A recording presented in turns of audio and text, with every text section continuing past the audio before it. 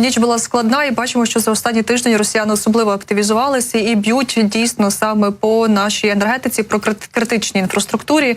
І от станом на ранок, ще поки не маємо точних даних від повітряних сил, ще підводять вони підсумки, але вже від місцевих, від різних адміністрацій, від ОВА та від інших моніторингових пабліків маємо трохи інформації про те, якою була ця ніч, куди прилітало і що атакував ворог. І от, зокрема, маємо повідомлення від Укренерго, і знову ж таки відомо, що от вночі так загарбники якраз під час цієї масованої комбінованої ракетної атаки вкотре вдарили саме по енергетичним об'єктам, і кажуть в Укренерго, що таки зазнали пошкодження теплові та гідроелектростанції в центральних та західних регіонах. Наразі, наприклад, на Дніпропетровщині застосовані аварійні відключення світла, також на Харківщині графік погодинних відключень, але поки невідомо точно, які саме об'єкти атакували, де саме їх атакували, але загалом дійсно дуже було багато повітряних цілей цієї ночі. От, наприклад, відомо, що станом на цей момент були застосовані крилаті ракети Х-101 і 555, які були запущені якраз з 10 бортів Ту-95 цієї ночі з району Ангельська. Також були навіть аеробалістичні гіперзвукові ракети «Кинджал», і, зокрема, відомо, що ці ракети летіли цієї ночі на Львівщину.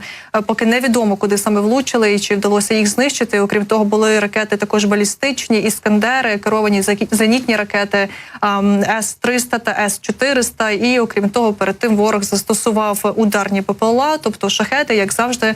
Це така комбінована була атака, яку спочатку ворог застосовував шахеди, а потім випускав ракети. Ну і крім того, були також і керовані авіаційні ракети Х-59, їх запускав ворог з бортів Су-34. І от, наприклад, ракети Х-101 і 555 подолали найбільшу дистанцію, як пишуть моніторингові пабліки, у відстані 2100 кілометрів, перш ніж досягти Франківської та Чернівецької областей. А от ракети «Кинджал» запускалися саме мігами з території Тульської і Калицької областей Російської Федерації, і от вони долетіли до Львівської області. До речі, ворог атакує Львівщину кинджалами не вперше. Буквально кілька днів тому, під час, знову ж таки, масованої ракетної атаки, також ворог застосовував цей тип ракет саме для Львівської області.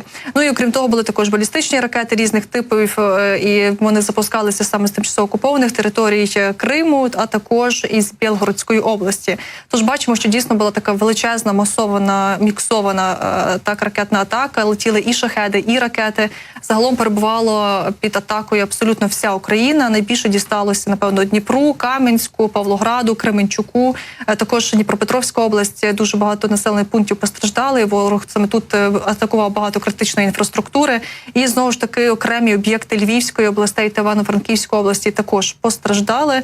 І от саме всі удари наносились у більшості по енергетичному комплексу України. Тож будемо бачити скоро, я думаю, саме, скажімо так, підсумок від повітряних сил, але от вже маємо перебої світла в деяких областях уже відключення світла застосовані, і от Укренерго повідомляє про те, що дійсно, на жаль, все ж таки маємо якісь влучання.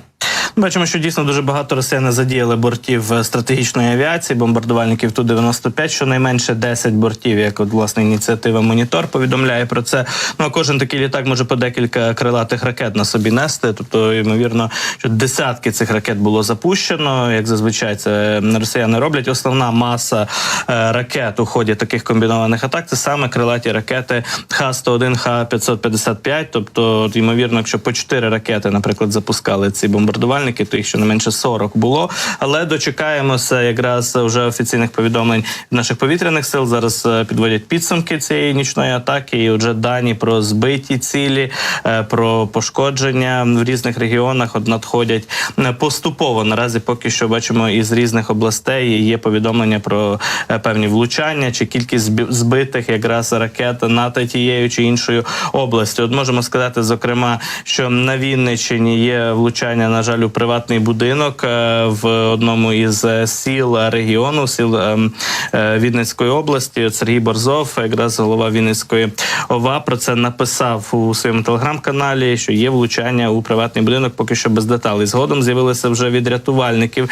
від СНСників кілька фотографій із села Северинівка Жмеринської територіальної громади, де пишуть про падіння безпілотника поблизу житлового будинку, який впав і здетонував, тобто вибухнув шахет. шахет, очевидно, якраз пошкодило будинок. Без електропостачання в цьому населеному пункті залишаються 7 будинків, тобто, очевидно, пошкодили енергетичну інфраструктуру одного населеного пункту. Це такий локальний наслідок, скажімо так.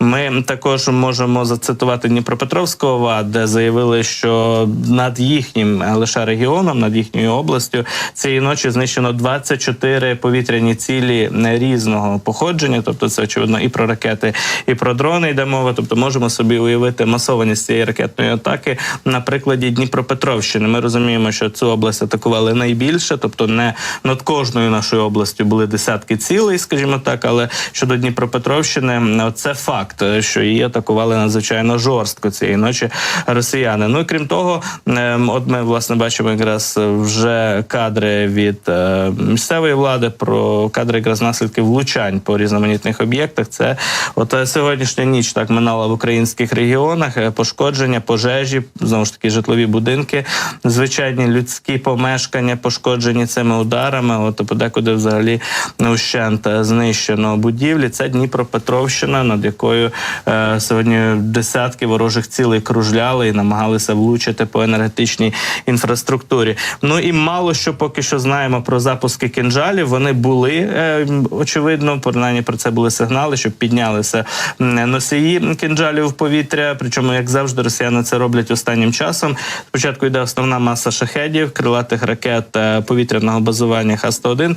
Наприкінці вже піднімаються носії кинджалів у повітря, і це над ранок, уже якраз пізніше, після 4-ї години ночі, було піднято Міги-31 носії кинджалів в повітря, і ці ракети летіли на захід України. Були, зокрема, від повітряних сил попередження про те, що в бік Стрия на Львівщині вони летять. Знову ж таки, раніше, от як ми вже говорили з вами сьогодні в ефірі, росіяни атакували цей район Львівщини, оскільки там зосереджено підземні газові сховища, і це не таємниця, тому що, власне, і від Нафтогазу, від наших підприємств і державних компаній були повідомлення про те, що є пошкодження саме таких об'єктів, тобто ворог б'є не лише по, скажімо так, електричних підстанціях, по ТЕЦ, по ГЕС, але також росіяни запускають ці ракети і по підземних газових сховищах. От така їхня терористична тактика, от такий їхній намір, власне, руйнувати усю інфраструктуру, пов'язану з українською енергетикою і з опаленням, з теплом, з електроенергією.